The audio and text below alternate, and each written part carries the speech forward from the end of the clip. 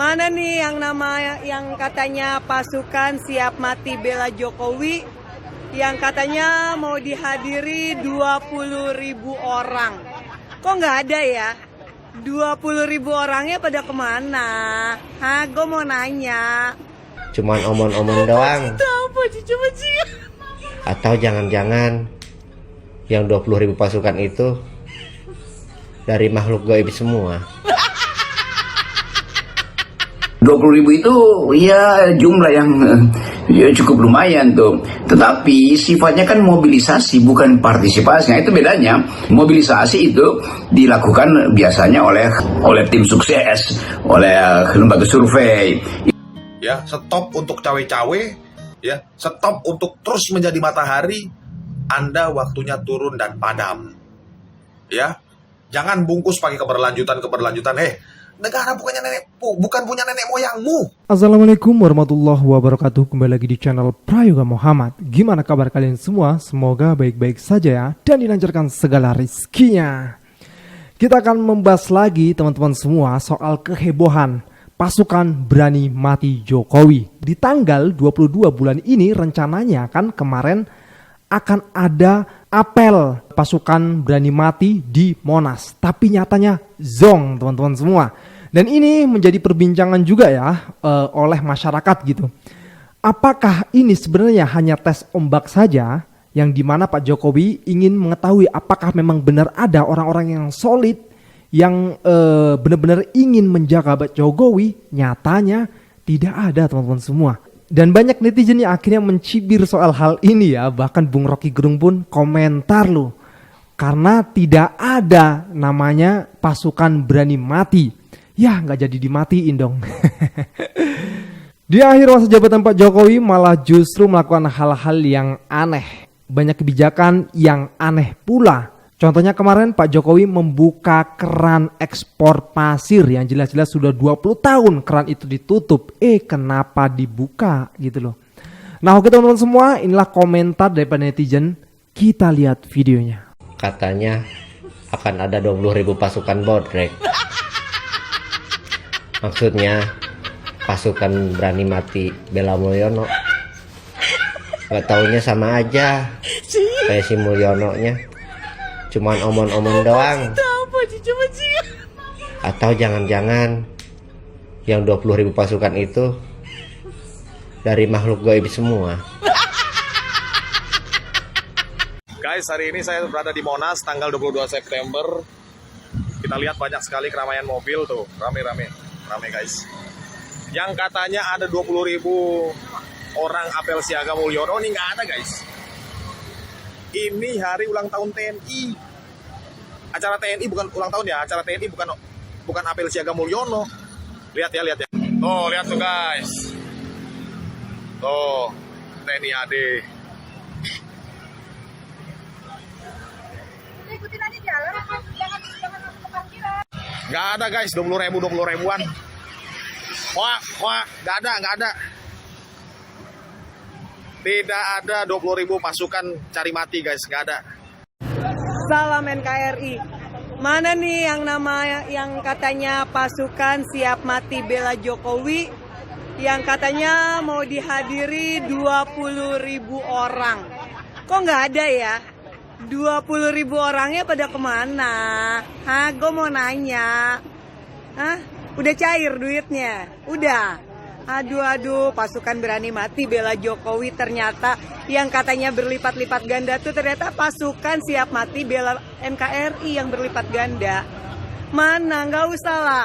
Kalian tuh sok-sok bikin pemberitaan narasi pasukan siap mati bela Jokowi yang akan menghadiri 20.000 orang di Tugu Proklamasi pada tanggal 22. Buktinya saya bersama teman-teman di sini kosong-kosong aja tuh, nggak ada tuh satu pun yang namanya pasukan siap mati bela Jokowi. Ya ampun, segini ternyata kalian cuman modal cuap-cuap biar dana cair gitu maksudnya. Ya cukup tahu aja ya. Oke, salam NKRI. Beberapa hari yang lalu lagi rame berita bahwa akan ada apel pasukan berani mati Mulyono.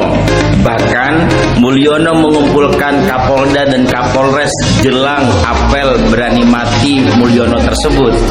Tapi nyatanya hari ini tanggal 22 September 2024 yang ditentukan akan ada apel pasukan berani mati, ternyata tidak ada satupun yang hadir. Artinya apa? Rakyat sekarang sudah mulai cerdas. Memang harus begitu. Presiden itu harus kita kritik kalau ada kebijakan yang tidak pro rakyat, bukan malah dicebokin meskipun membuat kebijakan yang sangat menyengsarakan rakyat. Ingat, yang kita bela harus bangsa dan negara, bukan Mulyono dan keluarga. Paham?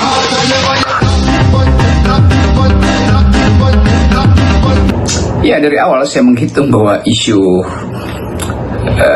pasukan pembela Jokowi itu sekedar diumpankan pada publik untuk menghitung euforia apakah memang ada pasukan pembela Jokowi. Jadi dengan cara mengumpankan itu sekaligus diukur bahwa dimungkinkan ada sebagian besar rakyat Indonesia yang terwakili oleh 20.000 orang itu lalu tiba di Jakarta.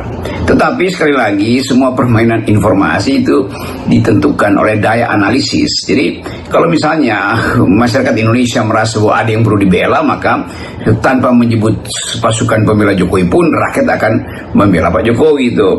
Kan itu yang kita sebut prinsip kejujuran dalam informasi. Dan 20.000 itu ya jumlah yang cukup lumayan tuh. Tetapi sifatnya kan mobilisasi bukan partisipasi. Nah, itu bedanya antara mobilisasi dan partisipasi. Partisipasi itu datang dari kehendak hati nurani untuk membela Pak Jokowi. Mobilisasi itu dilakukan biasanya oleh tim sukses, oleh lembaga survei. Itu yang disebut mobilisasi. Jadi opini pun dimobilisasi. Seolah-olah memang ada ketegangan sehingga Jokowi harus dibela. Kalau memang ada ketidakadilan pada Pak Jokowi, rakyat akan menuntut supaya Jokowi itu diselamatkan. Tetapi kalau udah ada semacam dari awal penamaan ini pasukan pembela Jokowi, itu artinya mobilisasi dan tidak bagus sebetulnya. Sesuatu itu yang sifatnya persaingan politik itu pakai masa yang dimobilisasi, karena mobilisasi juga kan mendatangkan counter mobilization. Nah, sekarang terbukti bahwa tidak ada sebetulnya yang disebut pasukan pembela Jokowi itu. Dan Jakarta akhirnya juga tenang-tenang aja kan, karena memang dari awal tidak mungkin orang Indonesia atau rakyat itu habis-habisan membela seseorang yang legitimasi memang buruk. Kan ada satu batas etis di mana rakyat Indonesia mengerti bahwa Pak Jokowi memang melakukan berbagai pelanggaran konstitusi. Pak Jokowi bahkan membiarkan cawe-cawe dari putra-putrinya. Itu soal yang memungkinkan orang merasa ya buat apa dibela. Tentu Pak Jokowi akan dibela oleh partai yang membesarkan dia kalau Pak Jokowi tidak mengajak seperti itu. Jadi pembelaan utama tentu datang dari Partai Demokrasi Indonesia Perjuangan yang sekarang sudah meninggalkan Jokowi kan. Itu masalahnya tuh. Tetapi sebetulnya juga secara formil kan ada pasukan Pas Pampres, pasukan pengamanan presiden yang pasti kemampuan dia membela Presiden Jokowi itu dipastikan oleh undang-undang. Jadi buat apa ada semacam pengerahan mobilisasi massa itu yang pada akhirnya jadi omong kosong aja, jadi hoax sebetulnya tuh. Ya mungkin karena kekhawatirannya dan ketakutannya sehingga melemparkan isu tersebut ya. Gue nggak tahu sih ini yang membuat isu pasukan berani mati ini siapa gitu loh. 20.000 guys. Nyatanya tak terlihat. Apakah makhluk goib? Ya kita nggak tahu ya teman-teman semua ya. Lagi pula ya, kalau memang rakyatnya cinta, ngapain sih harus takut kan gitu. Kalau rakyatnya cinta kepada pemimpinnya, pasti rakyat akan membela pemimpinnya. Tanpa harus memobilisasi, karena kalau memobilisasi berarti kan ada dana di situ, dan dananya dari mana coba loh? 20.000 orang tuh banyak loh. Ya begitulah teman-teman semua. Kita lanjut lagi ke videonya. Ya Mulyono harus tahu diri lah, ya kan? SBY sindir Jokowi, wanti-wanti Prabowo, negara akan hancur kalau ada matahari kembar.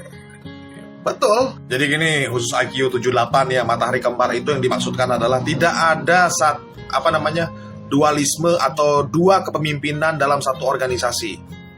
Ya, jangan pakai kata dualisme ya, dua kepemimpinan ya. Jadi dua ketua dalam organisasi. Nanti IQ 78 nggak ngerti. Ya. Yang dimaksud itu ketua kelas itu satu.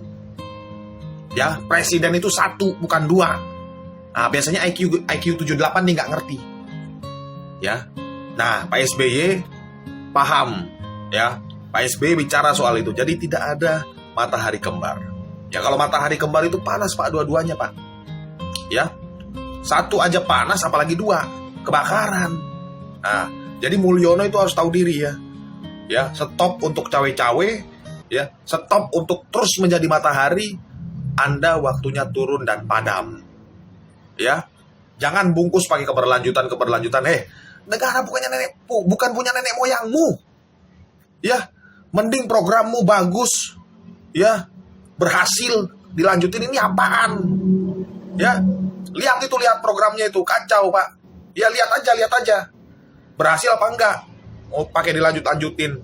Jadi terserah presiden baru yang membawa arah bangsa kita ke depan yang lebih baik. Tapi yang kata SBY adalah cukup satu matahari saja, jangan ada dua, ya.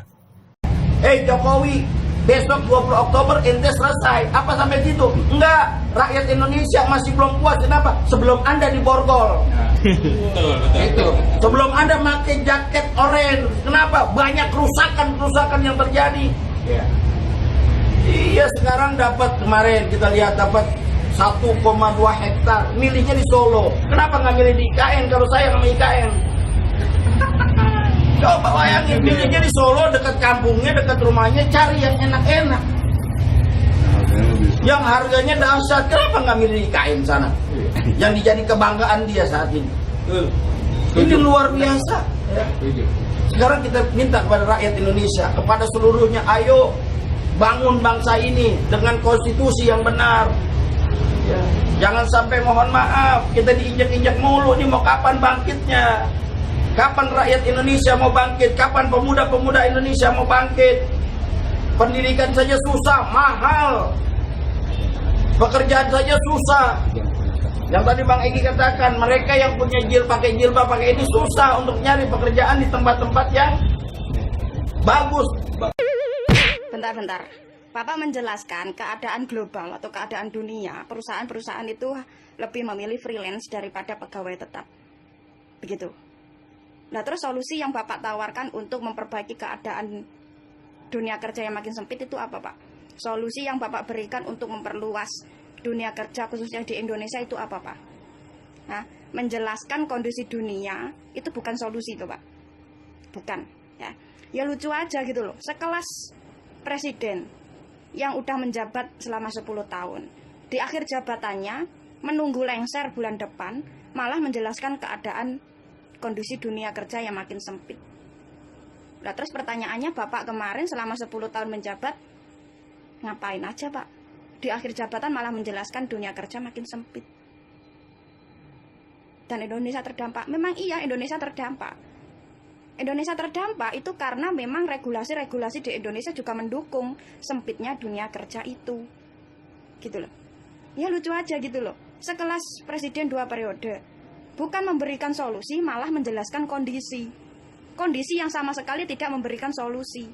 Dan jujur aja, Pak, saya sebagai rakyat Indonesia, bukan ini yang saya ingin dengar dari presiden saya. Bukan presiden yang menjelaskan kondisi dunia, bukan. Yang saya ingin dengar dari presiden saya adalah ketika presiden dihadapkan dengan masalah besar, presiden itu punya solusi agar supaya negaranya tidak terdampak terlalu dalam dengan masalah global itu, gitu loh. Kalau presiden cuma menjelaskan kondisi tanpa memberikan solusi, bagi saya presiden itu hanya sedang menjelaskan atau memberikan pemahaman kepada publik, gitu loh. Kalau seandainya negara ini kedepannya tidak baik-baik aja, masalah utamanya adalah masalah global, bukan gagalnya pemerintah. Itu yang saya tangkap. Padahal rakyat menggaji besar, menggaji gede para pejabat termasuk presiden agar supaya mereka itu kerja, membuat solusi-solusi agar supaya rakyat ini tidak terdampak dengan masalah global, punya jalan keluar, ekonomi rakyat makin baik-baik aja gitu loh.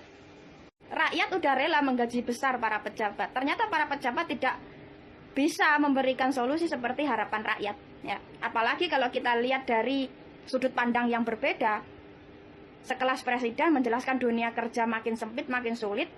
Ternyata sempitnya dunia kerja itu hanya terdampak kepada rakyat biasa. Ya, sempitnya dunia kerja itu tidak terdampak kepada keluarga presiden. Keluarga presiden saat ini malah mendapatkan posisi-posisi strategis seperti komisaris BUMN lah. Anaknya sekarang jadi apa, mantunya sekarang jadi apa.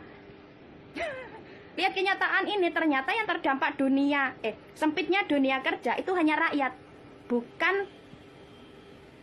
keluarga dari presiden. Ya pantesan presiden tidak memberikan solusi, atau tidak punya solusi, atau bahkan tidak mencari solusi. Pantesan tidak membuat solusi atau mencari solusi. Lawang keluarganya udah dapat posisi strategis dengan gaji yang besar. Ya, bagus sekali ya penjelasan dari mbaknya ya. Masih ada yang ngomongin Presiden Jokowi terbaik kalau udah denger yang seperti ini ya. Masih ada gitu ya. Ya kita bukan mau njelein-njelein, tapi memang kenyataannya seperti itu guys. Gimana ya, namanya presiden itu yang harusnya kan memberikan solusi kepada rakyatnya.